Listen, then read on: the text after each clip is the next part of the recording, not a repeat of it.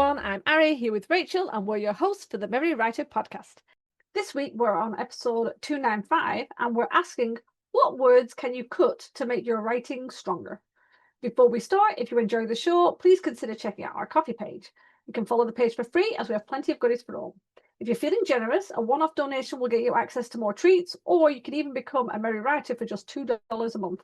For this, you get access to all the items in our shop, including exclusive goodies, as well as access to monthly bonuses, all while helping to support the podcast. If that's not your style, but you still enjoy the show, please subscribe wherever you're listening if you haven't already, and consider dropping us a like on YouTube. Okay, cutting words. I know some of us will be sat there aching at the thought of cutting anything from our delicate manuscript. But there are definitely certain things you can cut to tighten up the prose and make the writing stronger. And I know because I have been in the weeds for many months with my editing, and I am shocked at how many things I've had to cut because I just went a bit crazy with some of the words. So let's do some very basic, because in the end, there'll be words that you can cut because the way you write and certain words you hook onto, because we all hook onto words. But these are mostly about certain words and styles and things that will work for almost anyone. Let's start the first one. Had, that, very, really, just. You will be shocked at how much you can remove those. When you're writing, it might be easy to just sort of throw these words in, but often you can remove them and make it stronger. Very is a weak word. He ran very fast. He sprinted. You don't need very. I really mean it. I guess in dialogue, you are kind of putting emphasis in, but it's still a weak word. And if it's in your prose, it's usually not needed. So take it out. If you feel it needs to be in there, just have a look at the rest of the sentence and see if you can reword it. Just, that's another one. Again, some of these words you will need in. Please do not go through your manuscript and remove every had, that, just. Don't do that. You do need some of them. But just when you get to them, when you get to them, reread the sentence a few times and figure out if you actually need them. My big failing is had that. That seems to be my thing. This is where I try to remember any line of my manuscript that had that in. There you go. There's a line. Often you don't need that. You can just remove it. I'd love to be able to go into my manuscript and actually give you an example. And if it had been like a few months ago, I'd be able to do that. But I've taken so many of them out, I'd have to really search for it. But yeah, those are really easy ones to find, because as you're reading it, you start to see them. And as soon as you start to see had that, very, really, and you're doing it like purposefully and intentionally, you can't not find them. You don't even have to use Control F. You just start seeing them. This almost like they're highlighted. It's like very. Nope, you don't need very. Like he was very red because he was running. It's like scarlet. He was scarlet in the thing. I think the funny thing with had, that, very, really, just, there's like two sides of the coin, right? A lot of times when we're having a writing session, most people track their word count. So if they want to write 500 words a day, adding those words are really easy. Oh, I just did it. They're really easy to boost that word count because you're throwing in needless words, but it still makes sense. So it's okay. And I think it makes it easier in the editing process to cut out those words, because a lot of times editors, they charge per word. So you want to shorten and tighten your manuscript. And if you have those words already there, you feel productive because you're like, oh, I found another one. I can get rid of it. And it kind of, I don't know, it's just like this weird thing in our brains that I think when we're writing that first few drafts, it's easier to add those words in because you know it'll get cut later. And I do also want to say, Ari kind of already touched upon this, but there are certain words that they're okay to use, especially in dialogue, because that's how we talk. That's actually one of my pet peeves when it comes to writing in the English language. I write as I speak, especially in dialogue, of course, because you want the dialogue to sound authentic.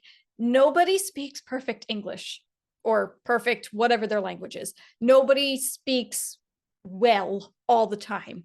So sometimes you're going to throw in those words in dialogue, or even sometimes in prose. Sometimes in prose it can be okay, especially if you're writing, I don't know, like first person and it's the narrator, technically speaking, because even though it's not dialogue, the narrator is still kind of talking, like they're telling you the story. So in some cases it can work. I just had to say that. I think those words, they're crutch words, which we might have talked about in a previous episode. They're crutch words that definitely help us get from point A to point B. And then when we're at point B, we're like, see you later.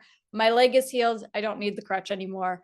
Yeah, I think it helps us get over that initial first draft, because we're just like consciously stream of conscious writing. That's the word. That's the phrase. There we go. That's it, exactly. You said it, where you said you write as you think and how you talk. And we say things like, oh, I'm really tired. That cue was so very long.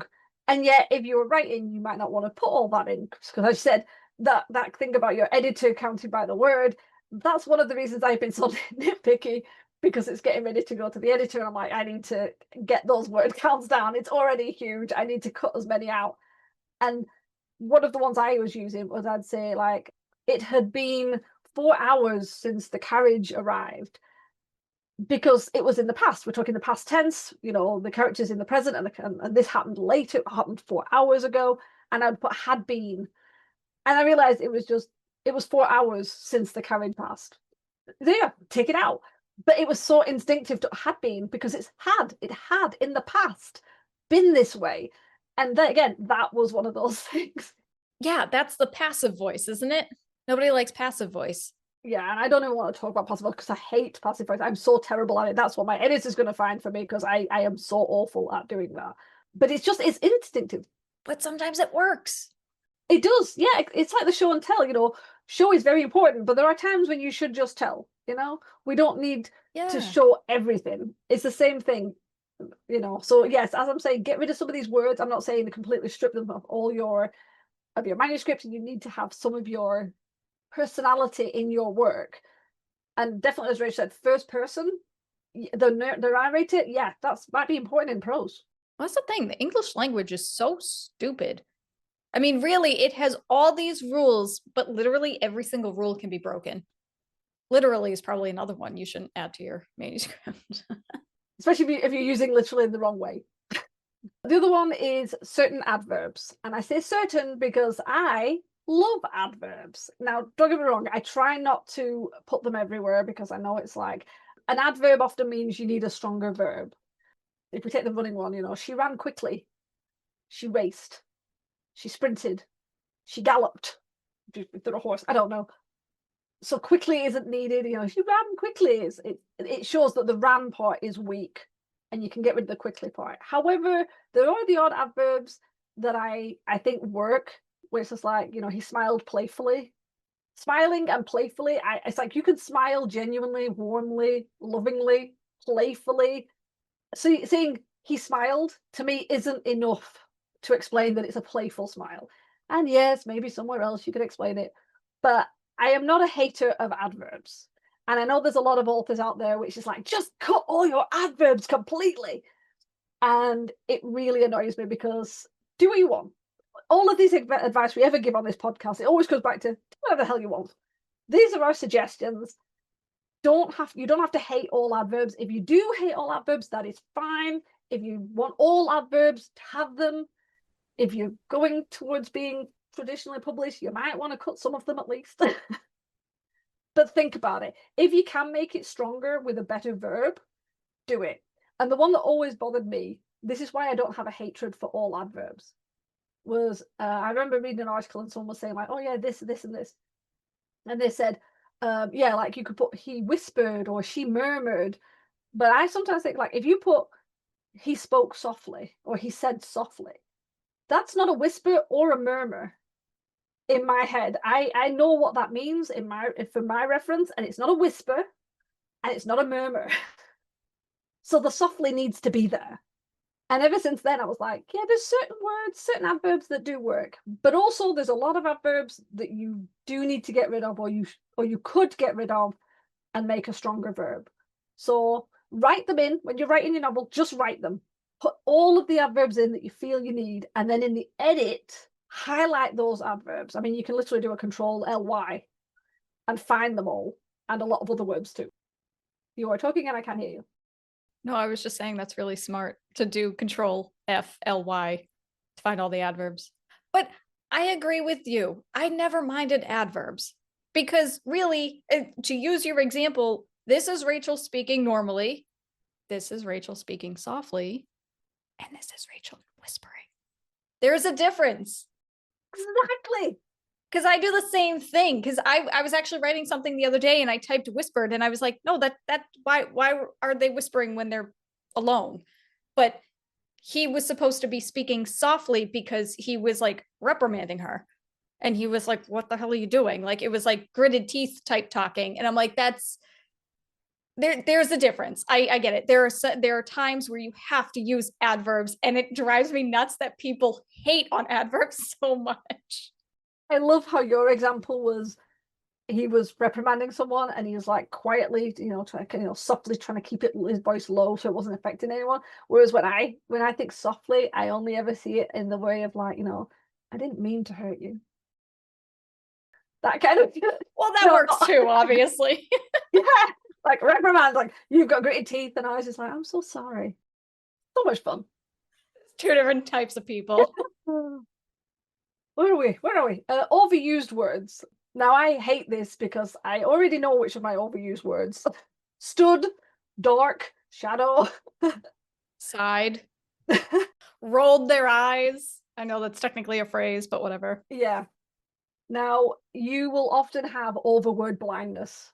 So this is why beta readers, critique partners are great because they will definitely go, why have you used that word like a million times? But there is something you can use. It's called wordcounter.net.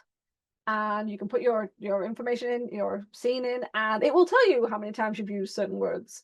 And it's always shocking because sometimes you think, yeah, all right, I know I use the word dark. I know I use the word stood. And then you're like, oh, wow, I use this word a lot. That's not good. You didn't even notice. It just helps you tighten it up in the sense of maybe finding other words you can use in its place, crack out the thesaurus and try something different to make it a bit sharper, a bit tighter, so that the reader isn't hearing that same word over and over again. Definitely a good idea. I also just want to say that if you use Scrivener, that's already built in to the software. What? Yes. Where? I've been using Scrivener for years. Where is that? I don't have Scrivener up on this computer, so I can't really explain it to you.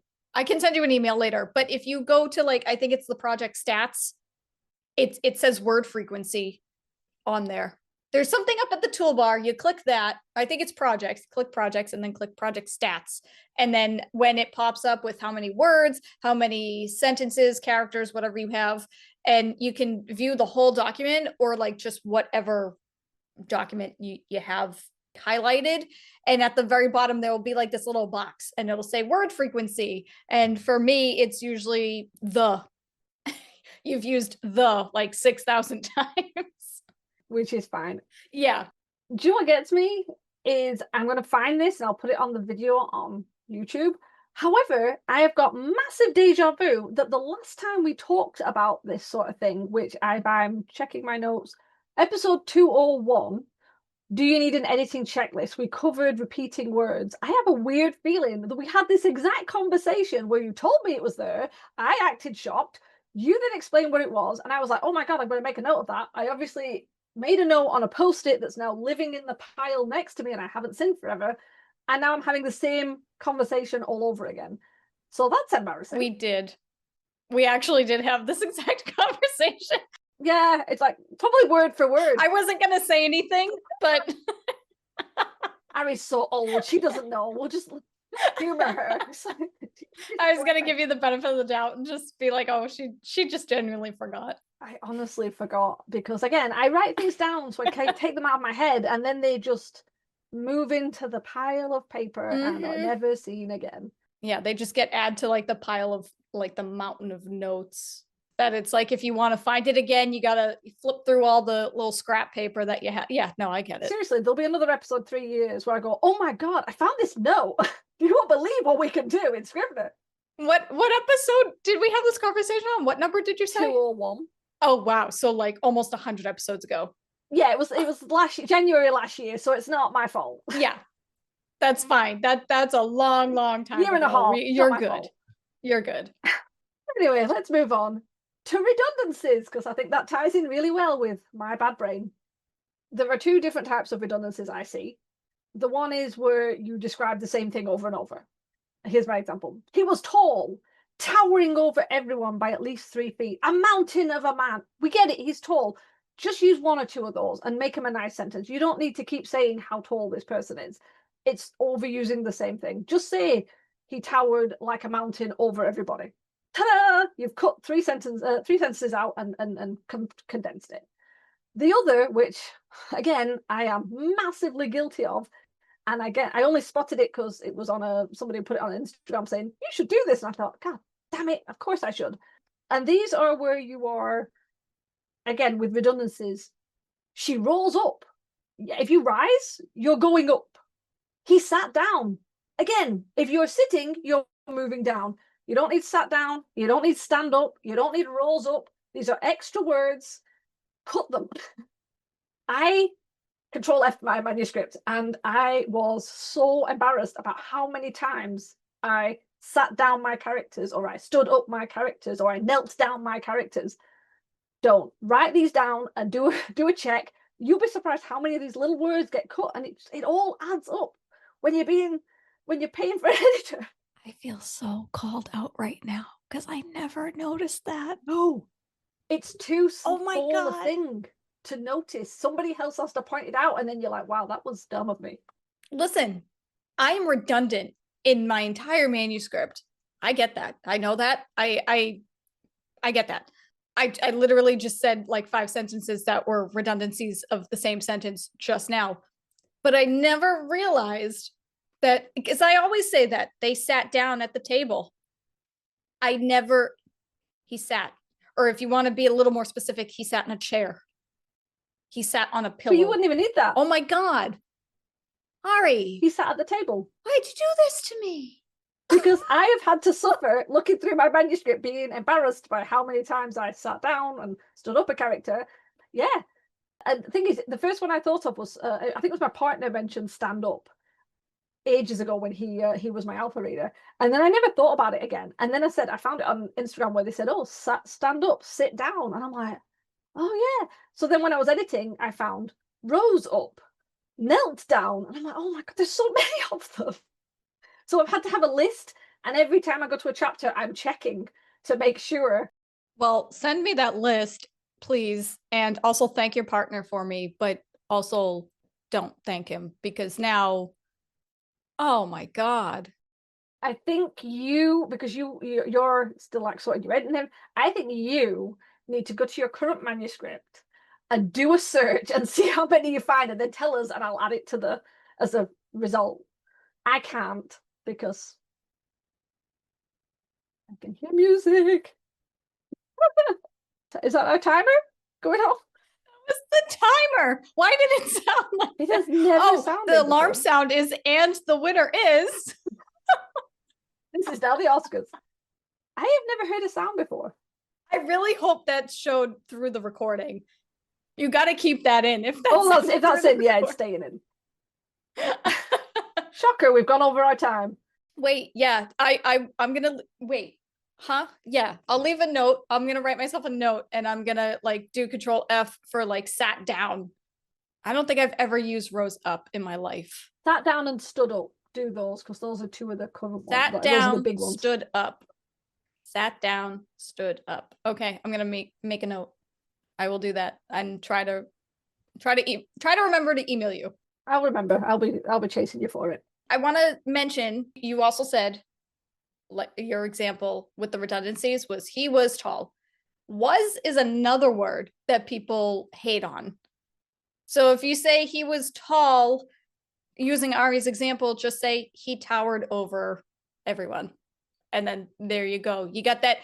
I've noticed that ED is much better than LY or was or anything like that. So bouncing off of that, You also want to shorten certain phrases. And something that I tend to do all the time is I say something like, he was able to do it. They are able to do this. They are able to do that. You could just say, he could do it. He did do it. That's the only phrase I can think of at the top of my head, but that's it. There are certain phrases that you can probably find in your manuscript and just do that. It's similar to what Ari mentioned earlier about very tired or very tall or whatever. Just, you can find a stronger word or a stronger phrase to get your point across. That's a good one. I'd never even thought about. And I've probably got some of them in my manuscript. So great, another Control F. This editing is never going to end, ever. Can I just say, when I typed up Happily Ever After Life, that manuscript was over 60,000 words. And when I retyped it, the final draft before I sent it to my proofreader, it was 49,000 something words. That's how much I cut. And most of that was those longer phrases that I could shorten down to like 3 words. Wow, that's such a good point. I need to go back to the original drafts that I've got saved and then look at the completed edited version and see how different the word counts are, actually. And I say this as like, we're recording this in July because, people, we love doing things early and advanced. And this is going out in November. So technically, by this time, my editor's actually worked through most of this manuscript and given it me back, and I've put my notes through and sent it back for a line edit. So hopefully the editing will have ended for me doing my own personal edits before that, because seriously, I'm so tired of editing. I'm so tired. We'll do an updated bonus episode. All the new words that Ari found that she had to remove. All the new vocabulary we've learned. Oh, where was I going with this? Yeah, we're not going to add any more. This is already turning into a longer episode. I do have one quick thing to add, and I think I've mentioned it on the podcast before, but if you're struggling to find stronger words, use wordhippo.com. It is a lifesaver. It is an amazing website. You can find synonyms, antonyms, rhymes, all of that stuff. And just to give you a good idea, I typed in very tired, because that's the thing. You don't have to just type in one word. You can type in a short phrase and it'll list other ways you can say it. So I just typed in very tired, and you have beat, exhausted, weary, drained, fatigued, pooped, puffed. I don't know what that is. Frazzled, jaded, bleary, beaten. There's so many different new vocabulary because we all reuse the same words all the time. I don't know. I don't think I've ever used knocked out, wiped out, tuckered out, zonked out, ready to drop, running on empty. It just gives you so many good ideas depending on the context of whatever is going on in your book. That is it. Yes. Yeah. Depending on the context. But I mean, you have a whole list. I think we're all smart enough to know what vocabulary words would be appropriate and what. Don't give me that look. I know I struggle with that. Not you. I'm giving our audience the benefit of the doubt. We have all read people's work where they've used a word and it's like, that does not belong in the feel of this medieval story, where you've shoved in a word that's like tuckered out. Like, does that really work? Zonked. It's like, well, no, yeah. Zonked doesn't work in Regency history. Like, the funny thing is, though, under the synonyms for very tired, it also just says tired.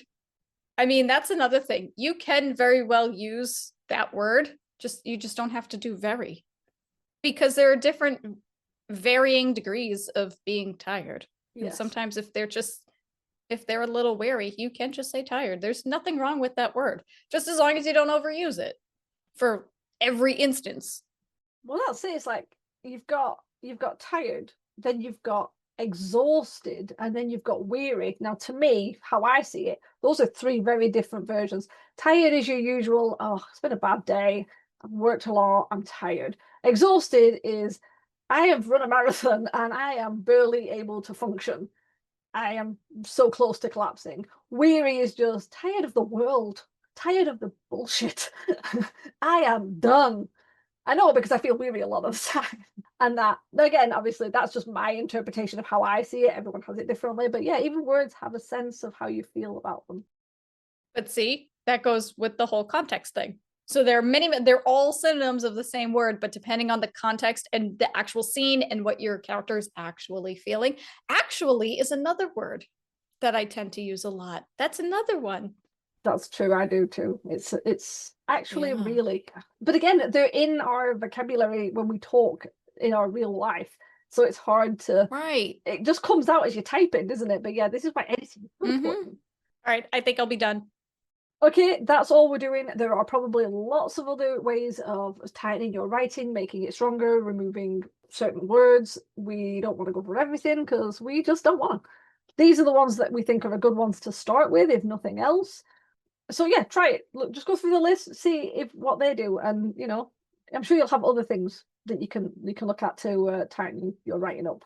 But before we leave, if you want to learn more about us, the podcast, opportunities to be a guest on the show, don't forget to check out our website at themerrywriterpodcast.podbean.com. Now we'll turn it over to you guys. What are your overused words? Do you have any redundancies that you didn't know about? And then we told you some of ours and you thought, oh no, I do that. Tell us, do you have anything on this, anything extra that we haven't added on this list that helps to tighten up writing and make it stronger? Words you can cut? Put them in the comments. Let's have a chat about it. Remember, we release new episodes every Wednesday. Next week, we're discussing our results from our latest writing challenge. Why do we keep doing this to ourselves? Seriously. To ensure you don't miss it, hit the subscribe button on your way out. As always, thanks for listening to the Merry Writer Podcast, and we'll see you next week. This podcast is brought to you by Colour Coded Notes. It helps us feel productive. The music titled Inspired is by Kevin MacLeod, licensed under Creative Commons 4.0.